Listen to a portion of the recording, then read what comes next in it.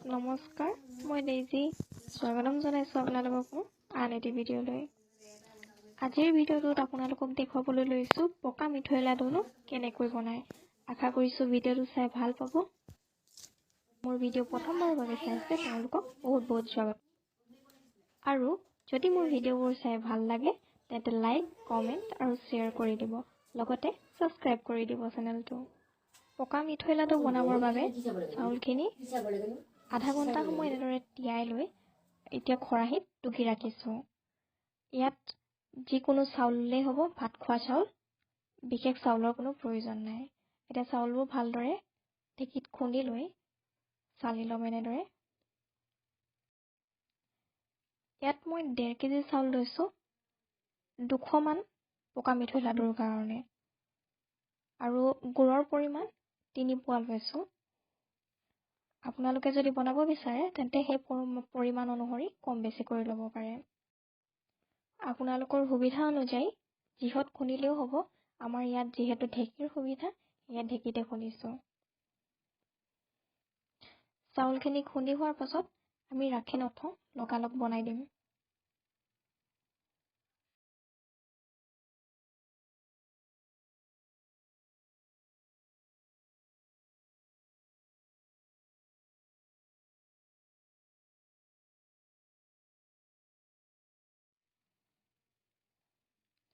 এতিয়া আমি গুড়খিনি এনেদৰে মিহি মিহি কৰি কাটি ল'ম, যাতে গলোতে সময় নালাগে।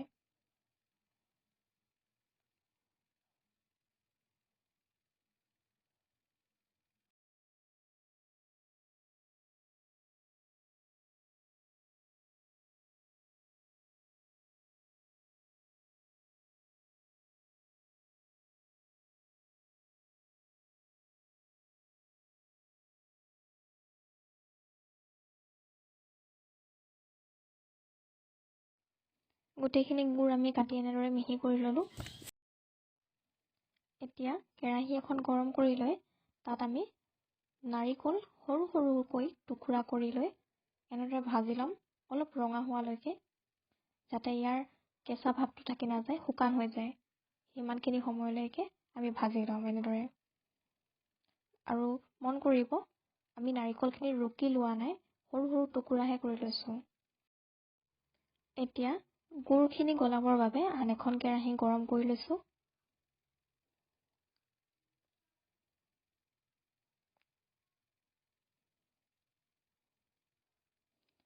ইয়াত আমি ডালডা ঘি ব্যৱহাৰ কৰিছোঁ।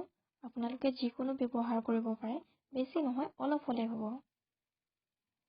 ৰিফাইন তেল আদি কিবা বেলেগ ধৰণৰ আপোনালোকে ব্যৱহাৰ কৰিব পাৰে। মই ইয়াত ডালডা ঘি ব্যৱহাৰ কৰিছোঁ।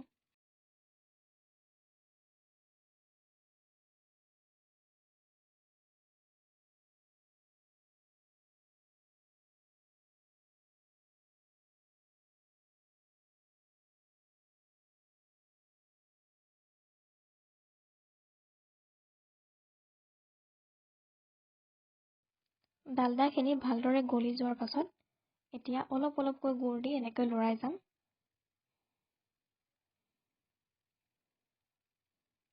জুইৰ ফ্লেমটো হাই ৰাখিব এইটো সময়ত। আৰু মন কৰিব, লৰাই থাকিব লাগিব যাতে কেৰাহীত লাগি নাযায় গুড়বোৰ। ইয়াত গুড়ৰ ৰংটো সলনি নোহোৱালৈকে আমি এনেদৰে লৰাই থাকিম। মই ইয়াত দেখুৱাম আপোনালোকক যে কিমান ডাঠ হোৱালৈকে আমি গুড়খিনি এনেদৰে ৰাখিব লাগিব। ভিডিঅ'টো স্কিপ নকৰাকৈ সম্পূৰ্ণকৈ চাব, যাতে বুজি পোৱাত কোনো অসুবিধা নহয়।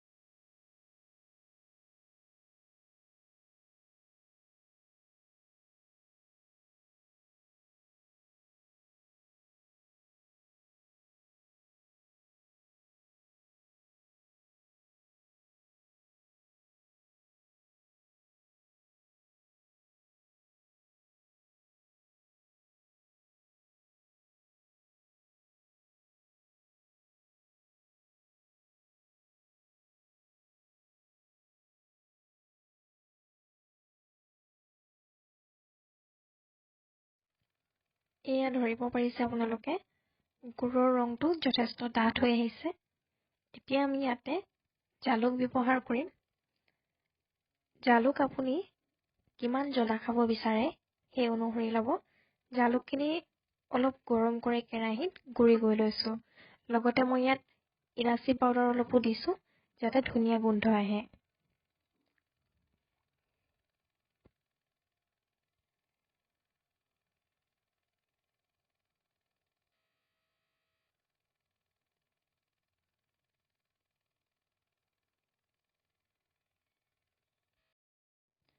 এতিয়া ইয়াত জালুকৰ গুড়ি আৰু ইলাচি পাউডাৰখিনি দি ভালদৰে মিক্স কৰি ল'ম।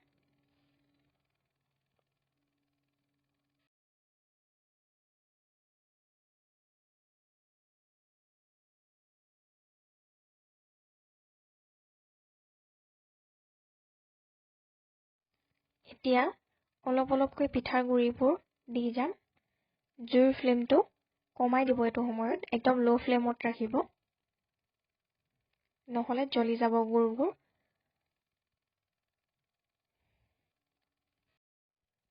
কুটি ভাজি লোৱা নাৰিকলবোৰ দিবলৈ থাকি গৈছিল, এতিয়া দি দিয়া হৈছে। আপোনালোকে জালুক দিয়া সময়তে নাৰিকলখিনিও দি ল'ব। এতিয়া পিঠাখিনি দি ভালদৰে লৰাই গৈ থাকিব আৰু স্পীড কৰিব লাগিব যাতে গুড়বোৰ তিতা হৈ নাযায় জ্বলি। এয়া দেখিছে পিঠা দি থকা হৈছে। পিঠা একেলগতে গোটেইখিনি দি নিদিব, নহ'লে গম নাপাব কিমান ইয়াত পিঠাৰ দৰকাৰ হয়। অলপ অলপকৈ দি এনেদৰে লৰাই গৈ থাকিব।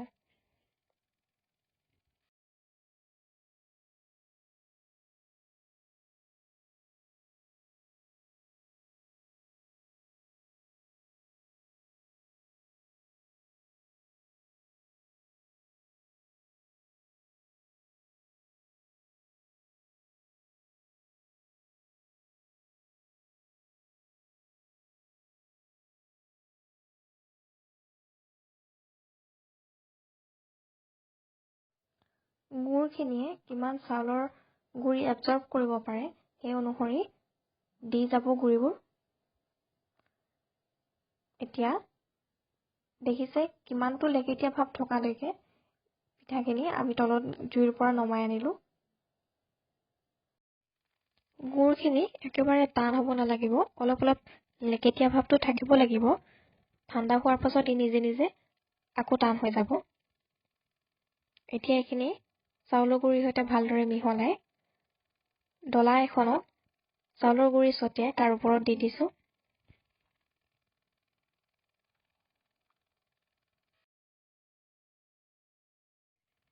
এতিয়া ইয়াৰ ওপৰত অলপ অলপকৈ চাউলৰ গুড়ি ছটিয়াই মঠি যাব লাগিব। মনত ৰাখিব এইখিনি ঠাণ্ডা হ'বলৈ দিব নালাগিব, গৰমে গৰমে মঠিব লাগিব। হাতখন যিহেতু পুৰিব সেইবাবে পানীত তিয়াই তিয়াই ল'ব। পানীত তিয়াই তিয়াই হাতবোৰ মঠি যাব লাগিব। মঠি থকা সময়তো ই বহুতখিনি চাউলৰ গুড়িও এবজৰ্ব কৰে, সেইবাবে চাউলৰ গুড়ি ছটিয়াই ছটিয়াই এনেদৰে মঠি থাকিব যেতিয়ালৈকে অলপ অলপ টান নহয়গৈ। মাত্ৰ ইমানখিনিলৈকে টান কৰিব যাতে আপুনি হাতেৰে মুঠি মাৰি এটা ধুনীয়াকৈ লাডু বনাব পাৰে।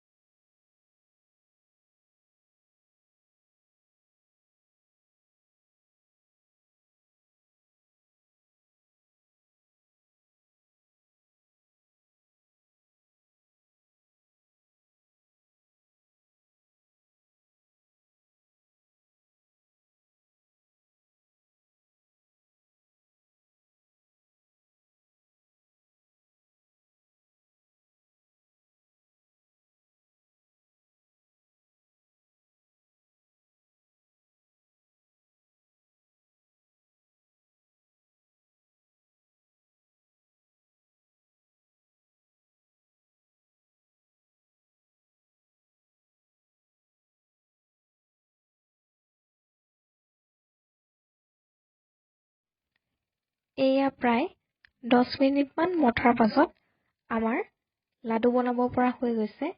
ইয়াৰে সৰু সৰুকৈ লাডু কৰি লাডুবোৰ বনাই যাম আমি।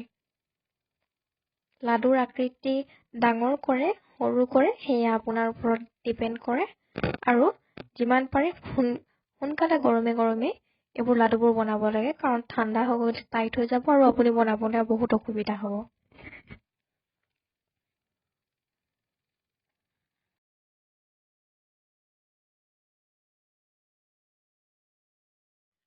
শেষত ভিডিঅ'টো কেনে পালে জনাবলৈ নাপাহৰিব।